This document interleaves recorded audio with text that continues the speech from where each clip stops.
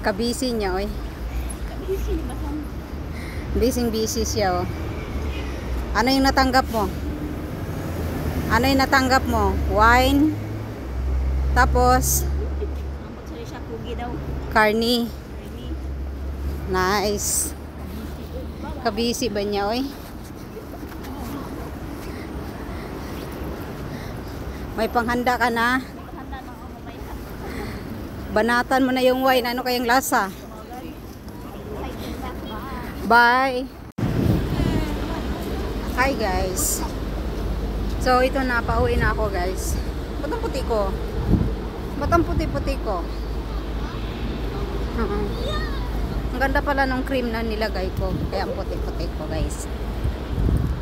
Maganda yung cream na nilagay ko sa mukha. So ganito kasi yun guys. Kanina, kwento ko kanina, tumawag yung bali parang ano rin siya, parang sikan na may-ari ba. So nung pinapasukan ko, so may ano sila, may yung bus namin, pinaka-bus talaga namin, may wine house, mga wine ba. So sabi nung daw, bago kami umuwi, dumaan daw kami doon sa wine house, sabi. So dumaan kami. Nagulat ako guys. Ang ganda-ganda nung wine house. Tapos nagulat ako guys, alam niyo kung bakit? Yung pinaka-boss talaga namin, at saka yung yung dating kasamahan ko sa work dati na nagiging manager sa hotel, kasi yung hotel na pinapasukan ko na yan, 1 year na talaga ako nag-work bago ako umalis. So ako yung pinakaunang nag-work dyan sa hotel na yan.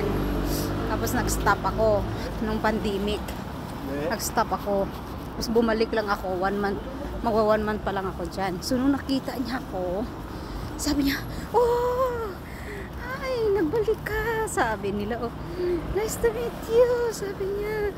Oh, balik ka sa work, sabi niya. Tungtawa siya. Oh.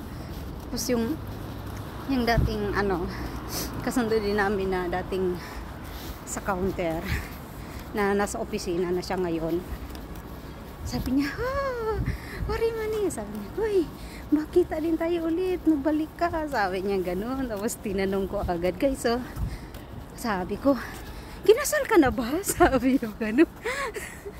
Kasi ang niya, 60 talaga siya. Kinasal ka na ba? No, sabi niya ganun. Sabi niya ganun. No. Sabi niya, bakit hindi ka ba kinasal? Dapat nagpakasal ka na. Sabi niya, 29 pa lang ako. Sabi niya, 29 pa lang ako, kaya hindi pa ako pwedeng magpakasal. Sabi niya ganun. Diba guys? Samantalang sa atin, wala pang edad na 15, mag-aasawa na. Samantalang dito, 29 years old, ayaw pang mag-asawa.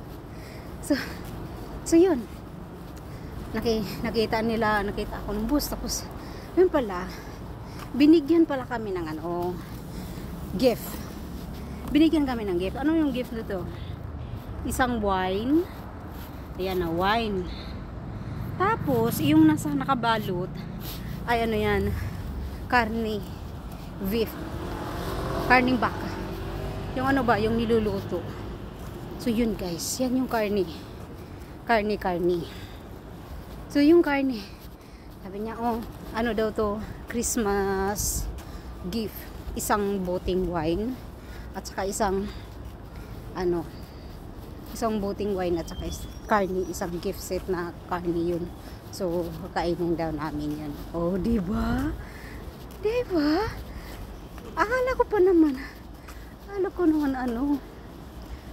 yung sinabi niya na dadaan daw kami doon sa wine house. So yung naghanap ako ng worker doon, yung wine house na yun, napaka-social. Diyos ko, napaka-social yung wine house na yun. Tapos ang hinahanap ko na worker ay yung yung